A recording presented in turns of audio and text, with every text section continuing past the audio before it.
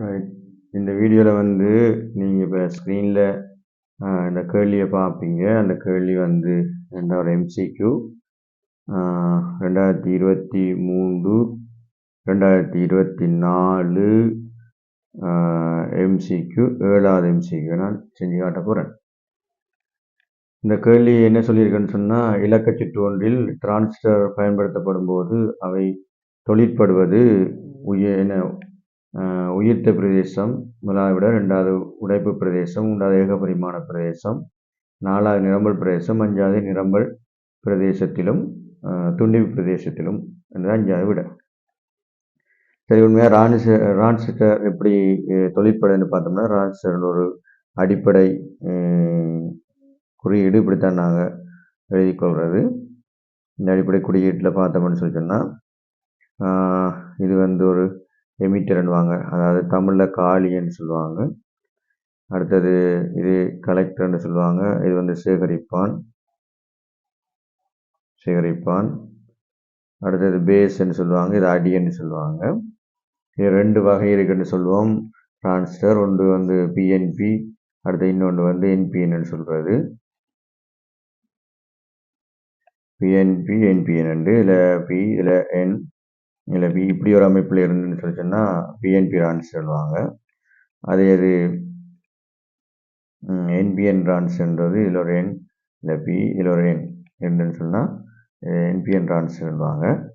Transistor கட்டமைப்பில் முதலாவது விஷயம் என்னன்னு சொல்லி சொன்னால், இந்த அதாவது இதை பொதுவாக நடுவில் இருக்கிற பேஸ் என்றும் அடுத்தது எமிட்டர்னு சொல்லுவாங்க. அந்த பேஸுக்கும் எமிட்டுக்கும் இடையில் இருக்கிற சந்தி வந்து கட்டாயம் முன்முக கோடல் இருக்கணும்.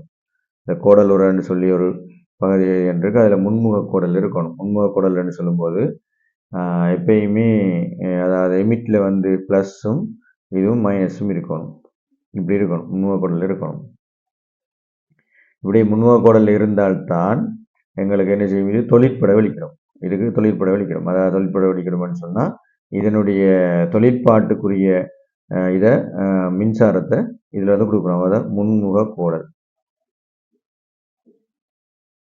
கோடல் வந்து இந்த பகுதி இருக்கும். அதே இதை நம்ம இதோட சேர்ந்து என்பிஎன் டிரான்சிஸ்டர் அடுத்த பகுதியில் இதை நாங்கள் சொல்லுவோம் கலெக்டர்ன்னும் போது இங்கேருந்து வர இலத்திரன்கள் இல்லாட்டி புரோத்தன்களை வந்து, அதாவது புரோத்தன் துளைன்னு சொல்லுவோம், ஹோல்ஸை வந்து கலெக்ட் பண்ணுற பகுதி தான் சின்னு சொல்லுவோம். அது எப்பயுமே எங்களுக்கு எப்படி இருக்கும்னா பின்முக கோடல் இருக்கணும். இப்படி ஒரு பின்முக கோடல் அமைப்பில் இருக்கணும். அது உயர்ந்த அழுத்தமாக இருக்கும். இதை விட உயர்ந்த அழுத்தமாக இருக்கும். காரணம்னா எல்லாமே கலெக்ட் ஆகும். ஆகவே இது உயர்ந்த அழுத்தமாக இருக்கும். இது பின்முக கோடலாக இருக்கும். இந்த பகுதி வந்து பின்முக கோடலாக இருக்கும். பின்முக கோடல் அமைப்பாக இருக்கும் இந்த பகுதி. சரி, இப்போ கேள்வி வந்து என்ன கேள்வின்னு சொல்லிச்சுன்னா, இலக்க சுற்று ஒன்றினுடைய டிரான்சிஸ்டர். நாங்கள் இலக்க சுற்றில் ஒரு சின்ன ஒரு ஐடியல் இலக்க சுற்று வந்து நொட்படலைக்கு உரிய இலக்க சுற்று நாம் பார்ப்போம். அதாவது நொட்படலை என்று சொல்கிறது வந்து, உதாரணமாக இங்கே ஏன்னு கொடுத்தோம்னு சொன்னால் இதில் இஞ்சால வரும்போது ஏ பார் என்று வரும். அல்லது இதில் ஏ பார் என்று கொடுத்தோம்னு சொன்னால் அதாவது இங்கே வந்து வரும் ஏ என்று வரும். அதில் அடுத்தா ஏ என்றா உதாரணமாக 1 கொடுத்தோம்னு சொன்னால் இது வந்து 0 ஆயிரும். அதே இது 0 கொடுத்தமாக இருந்தால் இங்கே உண்டாகும் ரிசல்ட்ஸ். இப்படியான படலையை நாங்கள் டிரான்சிஸ்டரில் இப்படி வடிவமைக்கலாம் என்று பார்த்தோம்னா, ஒரு எளிய வடிவம் தான். ஒரு பிஎன்பி டிரான்சிஸ்டர் நாங்கள் எடுத்தோம்னு சொன்னால், பிஎன்பி டிரான்சிஸ்டரில் இப்படி அமைப்புகள் இருக்க போகுது. இதில் பொதுவாக இது கலெக்டருக்குரிய இடம். இந்த கலெக்டரில் வந்து நாங்கள் ஒரு ப்ளஸ் விசி வந்து ஒரு 5 வோல்ட்டை கொடுக்குறோம்னு வச்சுக்கொள்ளும்.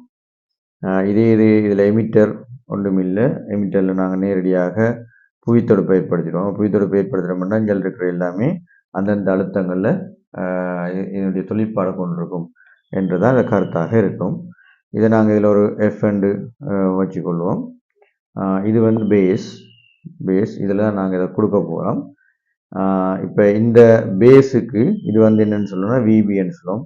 ஆகவே விபிக்கும் இதுக்கும் இடையில் வந்து அடுத்த வித்தியாசத்தை நாங்கள் ஏற்படுத்தோம்னு சொன்னால், முதலாவது வந்து விபியை வந்து நோட்டாக எடுக்கிறோம். விபி வந்து நோட், அதாவது ஏ வந்து 0 கண்டிஷனுக்கு வரணும். அப்போ ஏ வந்து 0 கண்டிஷனில் வந்தால் இங்கே கட்டாயம் எங்களுக்கு என்னவா இருக்கணும், எஃப் வந்து 1 இருக்கணும், 1 பெறுவதை வரணும். அதான் இந்த நோட் பொருள் ஒர்க் பண்ணணும். சரி, அது எப்படி ஒர்க் பண்ணும் அப்படின்னு பார்த்தோம்னா, நோட் படலையில் முதலாவது விஷயம் வந்து இப்படி, இப்போ 0 ஆன பிறகு இதில் இருந்து என்ன செய்யணும்னு சொன்னால், 0 ஆகிட்டோம்னா இந்த இந்த சுற்று வந்து அதனுடைய துண்டிப்பு நிலைக்கு மாறும். ஏன் துண்டிப்பு நிலைன்னு சொன்னால், இதில் வந்து எந்த விதமான மின்னோட்ட அமைப்பு வந்து தூண்டப்படாது. அப்போ இது வந்து 0 கதை என்ற இருந்துன்னு சொன்னால் இது துண்டிப்பு நிலைக்கு மாறும். துண்டித்தல் நிலைக்கு தான் இதை கருத்து பண்ணும். அதாவது இதில் மின்னோட்டம் எதுவுமே போகல. அப்படி துண்டிப்பு நிலையில் இருக்கும்போது டிரான்சிஸ்டர் என்ன செய்யும், இப்படி ஒரு சின்ன குறுஞ்சுற்றோண்டு டிரான்சிஸ்டருக்கு உள்ளுக்குள்ளேயே உருவாக்கும். ஏன்னா இங்கே நாங்கள் +5 வோல்ட்டை கொடுத்துருக்கோம், மின்சாரம் இருக்குது. இது வந்து 0. இதில் வந்து வி வந்து ஈக்குவல் 0 இருக்குது. அப்போ இதிலேருந்து என்ன மின்னோட்டம் கொண்டு எங்களுக்கு பாஸ் பண்ணி கொண்டே இருக்க போகுது. ஆனால் இதில் வந்து இருக்கிற அழுத்தம் வந்து இது பூச்சி அழுத்தமாக இருக்குது. ஆகவே நாங்கள் எதுவுமே துண்டிப்பு செய்யாத போது இதில் என்ன செய்யும், உண்டு, அதாவது +500 வோல்ட் வரும். +500 வோல்ட் வரும். இதில் இரண்டையும் நாங்கள் எடுத்தோம்னு சொன்னால் இதுக்குள்ள அழுத்த வித்தியாசம் வந்து +500. ஆகவே இது என்ன செய்யும், F7 உண்டு. ஏன் இங்கே 0 இல்லாமல் இருந்தேன், நான் கொடுக்கல, ஒரு விதமான வோல்ட் கொடுக்கல. ஆகவே இது 1 ஹவர். ஆகவே துண்டித்தல் நிலையில வந்து திறந்த சுற்றாக தொழிற்படும், திறந்த குறுஞ்சுற்றாக தொழிற்படும். இந்த தொழிற்படும்.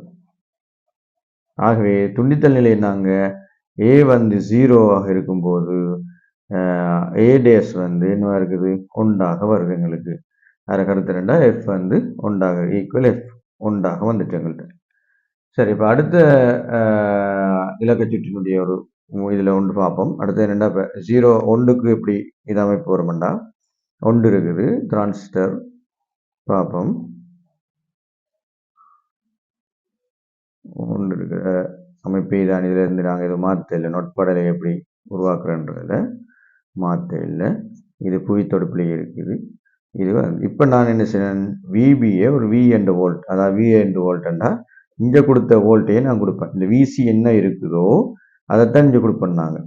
இப்போ விசி என்னவா இருக்குது என்று பார்த்தோம்னு சொன்னால் அதே இது +5 வோல்ட், அதாவது இதில் கொடுக்குறோம் நாங்கள் +5 வோல்ட்டை கொடுக்குறேன். இந்த +5 வோல்ட்டை கொடுத்த உடனே இது என்ன செய்யும், இந்த டிரான்ஸ்ஃபர் நிரம்பல் நிலையை அடையும், அதாவது நிரம்பல் நிலைக்கு வரும். அப்போ நிரம்பல் நிலையை அடைஞ்ச உடனே என்ன செய்யும், இந்த குறுஞ்சுற்று என்னவா இருக்கும், குறுஞ்சுற்று ஒரு மூடிய சுற்றாக மாறிடும்.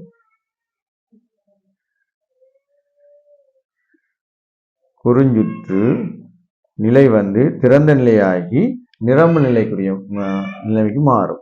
அப்போ குறுஞ்சுற்று நிரம்பு நிலைக்கு மாறினோன்னே இங்கே என்ன செஞ்சிருக்கும், எஃப்ன்றது எங்களுக்கு 0 ஆயிரும். இதில் வோல்டேஜ் வந்து வராது. இதுக்கு சமனான வோல்டேஜ் இங்கே வந்தோன்னே இதுக்கு சமனான வோல்டேஜ் மொத்தமாக வரும்போது இந்த இடத்துல எங்களுக்கு இது 0 ஆயிரும்.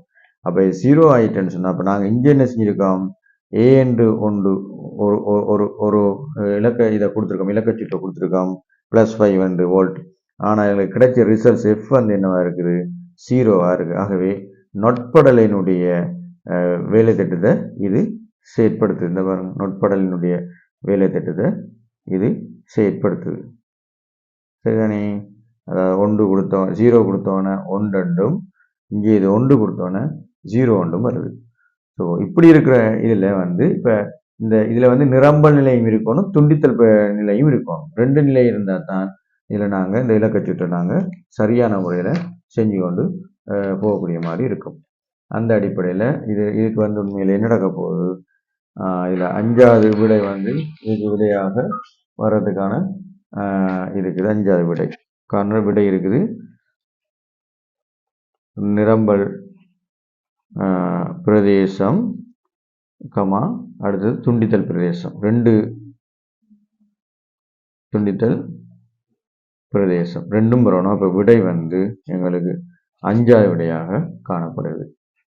இப்போ விடை வந்து நீங்கள் ஸ்க்ரீனில் இப்போ பார்த்துக்கொள்ளலாம். அதில் விடை வந்து 5வது விடையாக அதில் காணப்படும்.